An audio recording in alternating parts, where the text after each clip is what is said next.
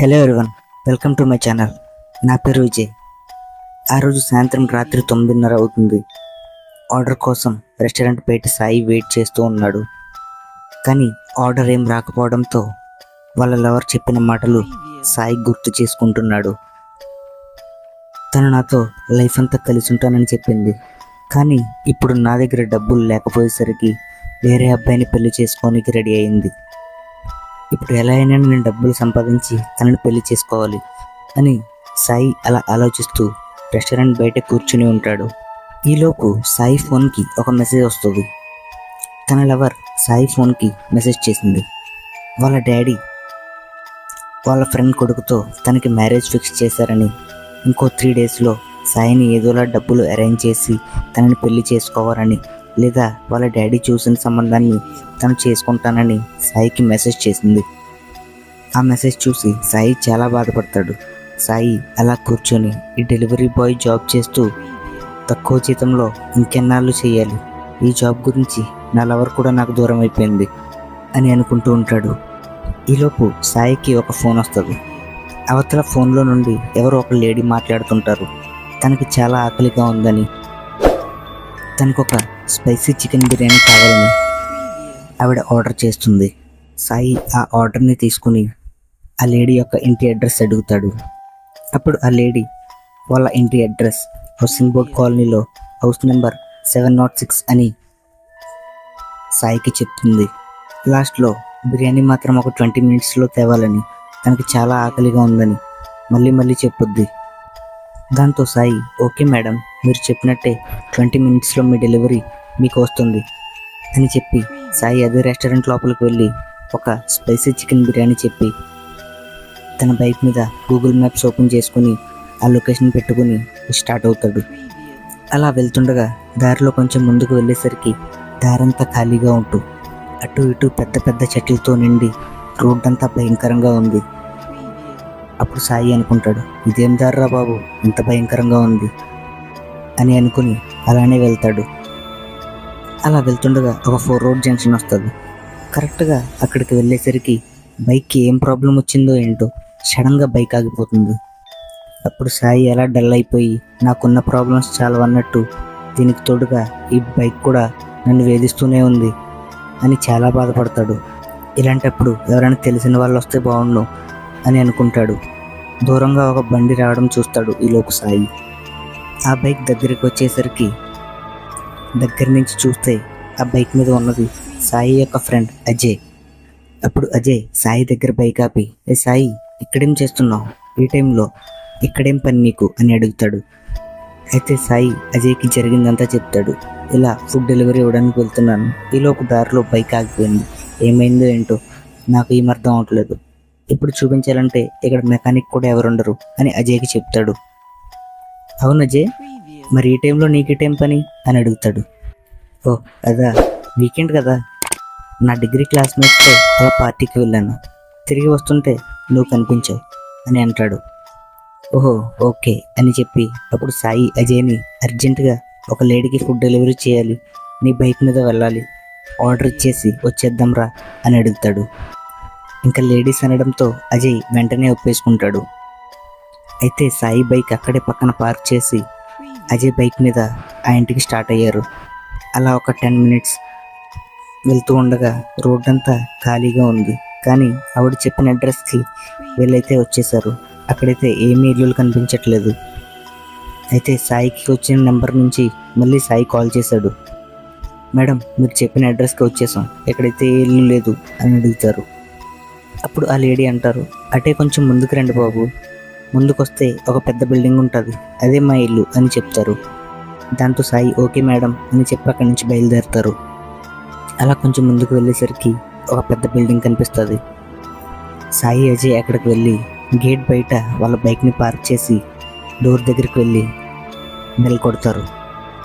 అప్పుడు ఆ ఇంట్లో నుండి ఒక అందమైన లేడీ డోర్ తీస్తుంది. ఆవిడని చూసి అజయ్కి అర్థమైపోయింది, ఇంత పెద్ద ఇంట్లో తను ఒక్కరితే ఉంటుందా అన్న డౌట్ అజయ్కి వచ్చింది. ఇంకా ఆ లేడీ చాలా అందంగా ఉండటంతో అజయ్కి ఆ లేడీ మీద కోరిక పెరిగింది. అప్పుడు ఆ లేడీ తలుపు తీసి, మీరేనా ఫుడ్ డెలివరీ చేసేవాళ్ళు అని అడగడంతో సాయి తన చేతిలో ఉన్న పార్సిల్ని ఆ లేడీకి ఇచ్చి బిల్ 500 అని చెప్పాడు. అయితే ఆవిడ ఆ పార్సిల్ తీసుకుని 2 minutes వెయిట్ చేయండి, నేను లోపలికి వెళ్ళి మనీ తీసుకుని వస్తాను అని చెప్పి లోపలికి వెళ్ళి డబ్బులు తీసుకుని సాయి చేతికి ఇచ్చింది. ఇంకా సాయి డబ్బులు తీసుకుని గేట్ దగ్గరికి వచ్చేశారు. ఈలోపు అజయ్ సాయితో ఇలా అన్నాడు, ఈమె ఎవరో ఇంత ఇంట్లో ఒకరితే ఉన్నట్టుంది, చూస్తే బాగా డబ్బులు కూడా ఉన్న వాళ్ళ ఉన్నారు, మనం ఇవన్నీ ఏదో ఒకటి చేసి ఆవిడ దగ్గర ఉన్న డబ్బులు తీసుకుని పారిపోతే మన లైఫ్ సెట్ ఇంకా అని సాయికి చెప్తాడు. పైగా నీకు కూడా చాలా ప్రాబ్లమ్స్ ఉన్నాయని నాకు చెప్పావు కదా, నీ ప్రాబ్లమ్స్ కూడా క్లియర్ అయిపోతాయి అని సాయికి చెప్పాడు. కానీ సాయి మాత్రం దీనికి అస్సలు ఒప్పుకోలేదు. ఇంతలో సాయికి ఏదో మెసేజ్ వస్తుంది.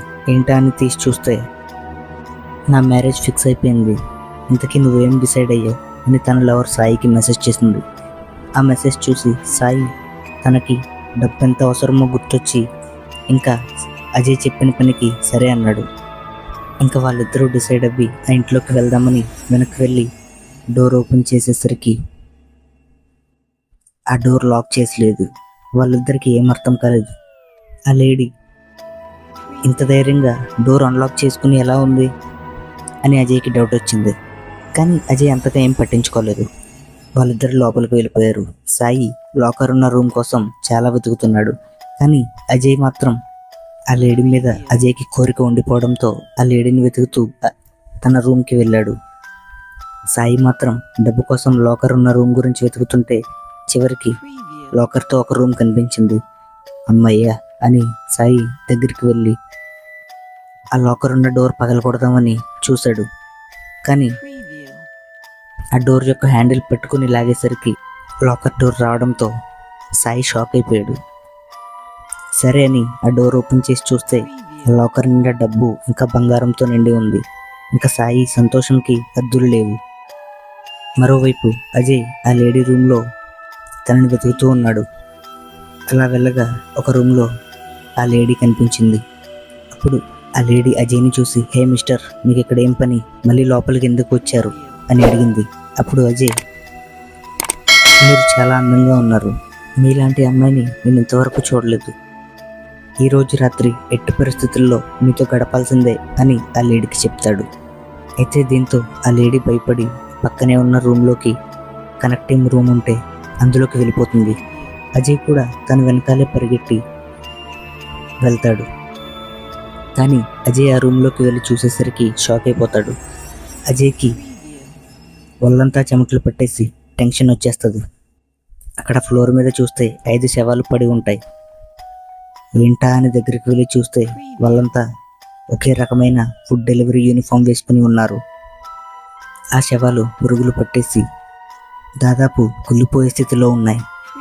ఇంకా అజయ్కి భయమేసి వెనక్కి పారిపోదామని చూసేసరికి అజయ్ వెనకాలే ఆ లేడీ కత్తి పట్టుకుని నించుని గట్టిగా నవ్వుతుంది. అప్పుడు అజయ్ ఆవిడ్ని చూసి భయపడి, ప్లీజ్ నన్నేం చేయొద్దు అని తనని అడుగుతాడు. అప్పుడు ఆ లేడీ అజయ్ మాట వినకుండా అజయ్ మీద కత్తితో దాడి చేస్తుంది. దాంతో అజయ్ చాలా గట్టిగా అరుస్తాడు. అప్పుడు సాయికి ఆ అరుపులు వినిపించి ఆ అరుపులు ఎటు నుంచి వస్తున్నాయో అని గమనించి అటువైపు పరిగెడతాడు. ఇంతకీ ఆ రూమ్లోకి వచ్చేసరికి దానికి ఒక కనెక్టింగ్ రూమ్ ఉండడంతో అందులో నుంచి అజయ్ అరుపులు సాయికి వినిపించడంతో ఆ రూమ్లోకి వెళ్తాడు. సాయి ఆ రూమ్లోకి వెళ్ళాక ఆ ఫ్లోర్ మీద మొత్తం 6 శవాలు పడి ఉండటం సాయి గమనిస్తాడు. అందులో ఒకటి మాత్రం అజయ్ శవం. ఆవిడ అజయ్ గుండెల మీద కూర్చుని, ఈ కళ్ళతోనే కదా నన్ను కామంతో చూసావు అని అజయ్ కళ్ళు పీకేస్తుంది. ఇదంతా చూసిన సాయికి భయమేసి అక్కడి నుంచి పారిపోదామని అనుకుంటాడు. అలా అక్కడి నుంచి బయలుదేరి మెయిన్ డోర్కి వచ్చేసరికి అక్కడ ఆ లేడీ ఉంటుంది. అప్పుడు సాయి ఆ లేడీని బ్రతిమలుతాడు, నన్ను వదిలేయండి ప్లీజ్, నేను ఆ ఉద్దేశంతో మీ దగ్గరికి రాలేదు అని చెప్తాడు. అయినా ఆవిడ సాయి మాటలు వినదు. నువ్వు కూడా వాడితోటి వచ్చావు కదా అని తన చేతిలో ఉన్న కత్తి తీసుకుని సాయి మెడ మీద ఒక ఘాటు వేద్దామనుకుంటుంది. కానీ సాయి ఒక అడుగు వెనక వేయడంతో అదే కత్తి సాయి కాలికి గుచ్చుకుంటుంది. అప్పుడు ఎవరు నువ్వు అని సాయి ఆ లేడీని గట్టిగా అడగడంతో ఒక విచిత్రమైన రూపంలో నల్లగా పెద్ద పెద్ద కళ్ళుతో జుట్టంతా విరబూసుకుని విచిత్రంగా మారిపోయింది. అప్పుడు సాయి ఆ రూపాన్ని, ఎవరు నువ్వు, నన్ను ఎందుకు చంపాలనుకుంటున్నావు, లోపల నువ్వు చచ్చిపోయినంత వాళ్ళంతా ఎవరు అని అడుగుతాడు. అప్పుడు అదే రూపం సాయితో ఇలా చెప్తుంది, నేను ఇదే ఇంట్లో నా భర్తతో కలిసి చాలా ఆనందంగా ఉండేదాన్ని. ఒకరోజు నా భర్తకి ఒక పని ఉండడంతో క్యాంప్ కోసం వెళ్ళాడు. అది ఒక వారం రోజుల క్యాంప్ కావడంతో ఆ వారం రోజులు నేను ఒక్కరిదాన్నే ఉన్నాను. ఫస్ట్ 2 రోజులు ఇంట్లో బాగానే వండుకొని తిన్నాను. 3వ రోజు నాకు కొంచెం ఫీవర్ వచ్చి బయట నుంచి టిఫిన్ ఆర్డర్ పెట్టుకున్నాను, ఇంట్లో అన్నం వండుకోలేక. ఆ రోజు వచ్చిన డెలివరీ బాయ్ తనని రేప్ చేసి చంపేశాడని అప్పటి నుంచి ఆత్మగా మారి అదే ఇంట్లో ఉంటూ డెలివరీ బాయ్స్ అందరినీ చంపుతానని సాయికి చెప్పింది. అప్పుడు సాయి ఇదంతా విని, కానీ నేను మాత్రం అలాంటి కాదు అని సాయి ఆ దెయ్యంకి చెప్తుంటే, సాయి మాట వినకుండా నువ్వు కూడా అందరిలాంటోడివే అని చెప్పి సాయి మీదకి వచ్చి కత్తితో దాడి చేద్దామనుకుంటుంది. అప్పుడు సాయి ఎక్కడి నుంచి పరిగెడతాడు. సాయి ఫోన్లో నుండి గట్టిగా హనుమాన్ చాలీస రావడం మొదలవుద్ది. దాంతో దెయ్యం చెవులు మూసుకుని ఒక మూలకు వెళ్ళిపోద్ది. దీంతో సాయి కొంచెం ధైర్యం పెరిగి అదే ఫోన్లో మళ్ళీ హనుమాన్ చాలీస పెట్టుకుని ఆ రూమ్లో ఉన్న కిటికీలో నుండి బయటకు దూకి అజయ్ బైక్ తీసుకుని అక్కడి నుంచి పారిపోయి సాయి ప్రాణాలను దక్కించుకుంటాడు. I can't